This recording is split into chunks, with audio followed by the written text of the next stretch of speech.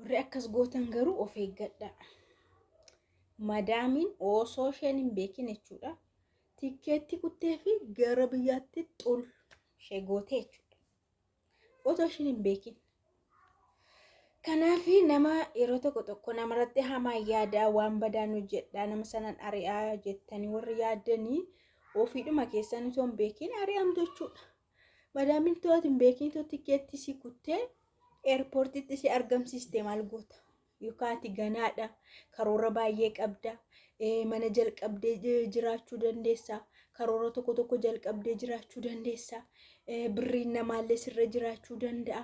Fuutee xob gootee ala xuulii eerpoortiitti si ergite baay'ee si dhiphisu baay'ee si rakkisu deebitee deemuudhaaf immoo ganaa nama tursiisas maallaqa sirra deebii kaffaltas.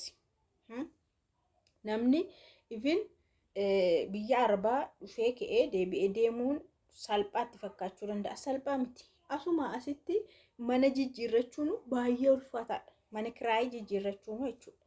Baasii baay'ee sirratti dabalaa. Meeshaan kee tokko si jalaa caccabuu danda'a. Akka barbaaddu seefsii ta'uu dhiisuu danda'a jechuudha. Waan baay'ee jira. Nagaan isiniif haa ta'u kabajamtoota hordoftoota Kakuu beekam jirtu ananii nagaa koo galata waaqaa ta'u lafa jirtanitti nagaan irraa afaan tokko isiniif haa ta'u. Egaa of eeggannoodhaafis namaa ta'a warreen akkas gootanis deebi'ee wantichi isinitti deebi'a jechuudha. Hojjettoota lamatu jira mana madaamii keessa. Dursa garuu ishee tokkotu ture. Baay'ee lamaanuu Itoophiyaadha. Lamaanuu Itoophiyaadha jechuudha. Wanti na ajaa'ibee na dhiisuu dide immoo lamaanuu Itoophiyaadha jechuudha. Isheen tokko xiqqoo bubbultee mana sana keessa. Madaamiin immoo sarrateenyaa kan biraa fiduu barbaaddee hojjettuu kan biraa jechuudha. Hojjettuu kan biraa ammas deebistee Itoophiyaa ma fiddee jechuudha. Ijoolleen godaa sana gadi jallaadha iyyanii asti baay'ee dhaga'ama giraandiirra. Egaa Itoophiyaa fidde. Mucaa isheen fidde sunillee haaraa miti jechuudha biyya Arabaatiif. Haaraa miti iddoo biraallee dhaqxee hojjetteetti. Kanaafuu isheedhaaf haaraa miti jechuudha. Kanaaf madaamiin fiddee ishee sana ishee dur turtee fi qulqullina ishee amma dhuftee fi nyaata akkanatti addaan baastee jechuudha. Maaliif isheen kunis biyya Arabaa keessa turtee waan ta'eef wanti haarawaatti ta'u hin jiru. Waan hundayyuu beekti jechuudha. Afaanis beekti. Booda isheen kun hojii isaaniitti fufanii jechuudha. Qoodamee fi kallattii hojii isaaniitiin itti fufanii jechuudha. Booda geessee isheen duraa sun ishee kana jibbite. Akkanumatti nama jibbite jechuudha.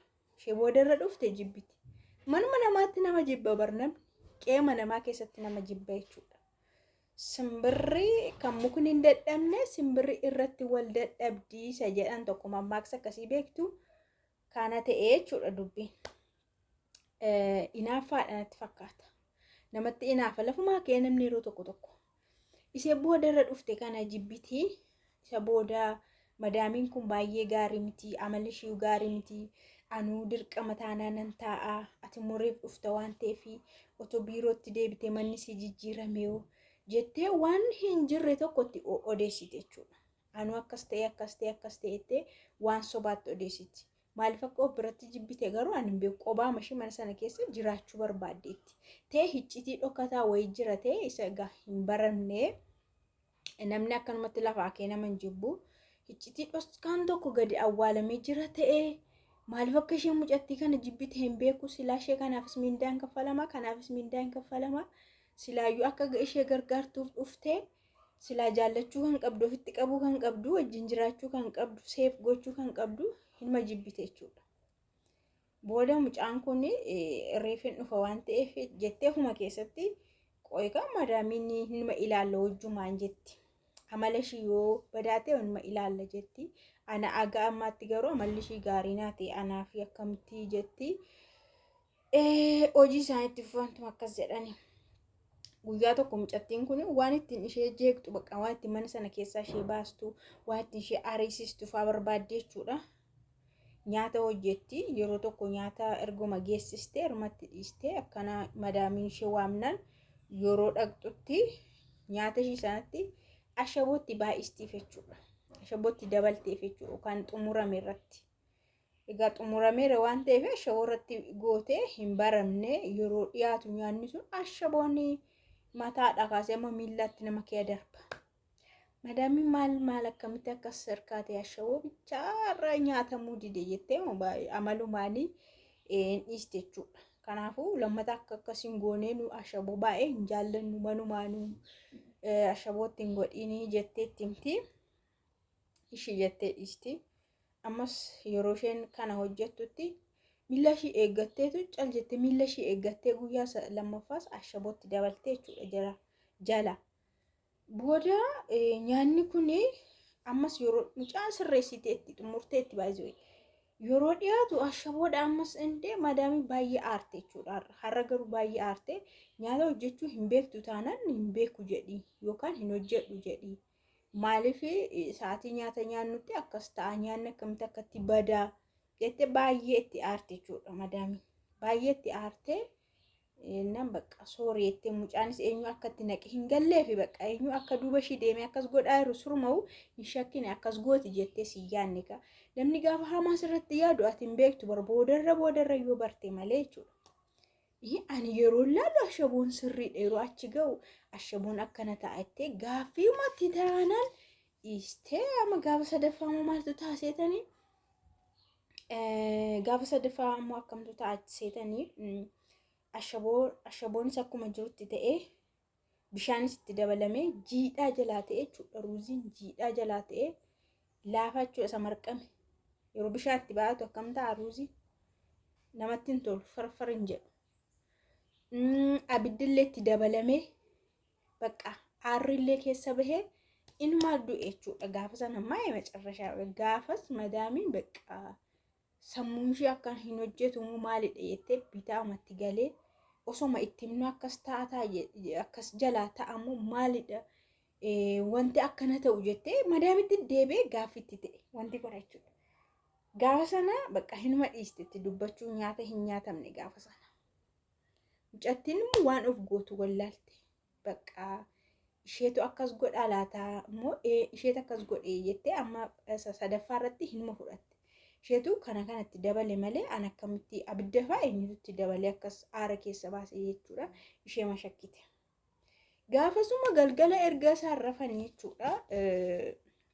Otoo isaa hin argini madaamiin kaameeraa eenyu ishee sana waan shakkiteef jechuudha.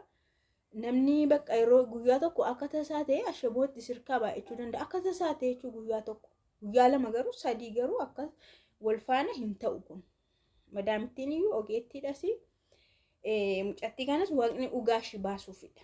Argitanii itoo isaa hin argin erga rafaniitii kaameeraa keessa uskitee jechuudha maxabaqa keessa.